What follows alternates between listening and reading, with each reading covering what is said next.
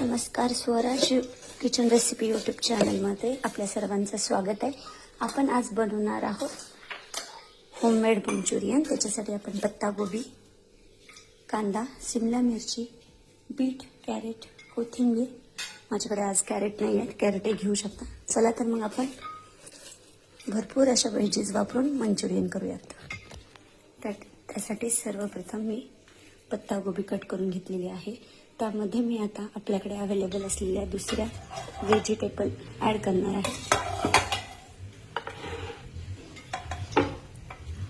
Capsicum, मी थोडासा bit सुद्धा cut करून घेतला.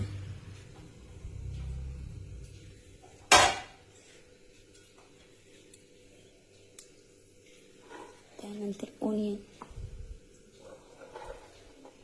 आता यामध्ये आपण थोडंसं कॉर्नफ्लॉवर घालणार आहेत.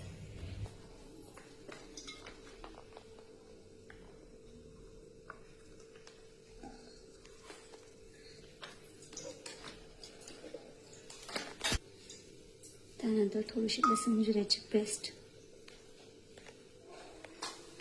थोडं चवीपुरतं मीठ,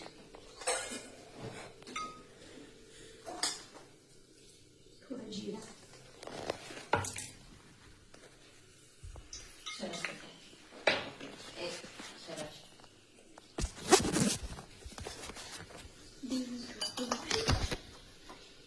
थोडीशी आपल्याला आवडत असेल तर चटणी.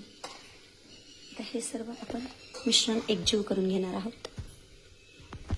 अशा पद्धतीने मी त्याचा उंडा बांधलेला आहे. आता मी थोडंसं तेल गरम होण्यासाठी ठेवलं आणि त्यामध्ये या मंचुरियनचे छान असे छोटे छोटे बॉल करून तळून घेऊयात. अशा पद्धतीने मंद आचेवर मी बनवलेले आपले मंचुरियन बॉल तळून घेत आहे.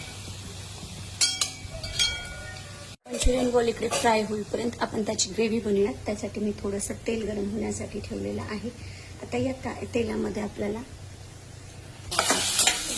कांदा, शिमला मिरची तेलात थोडंसं फ्राय होण्यासाठी टाकलेले आहे.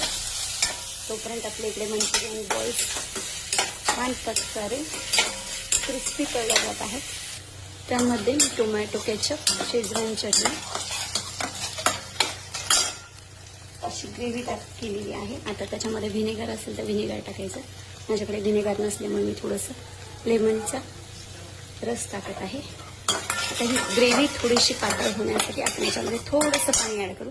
चटणी, मीठ आणि थोडंसं कॉर्नचं टाकलं जेणेकरून आपली ग्रेव्ही ठीक होईल. आता 5 मिनिटासाठी आपल्याला ही ग्रेव्ही थोडीशी गरम होण्यासाठी ठेवायची.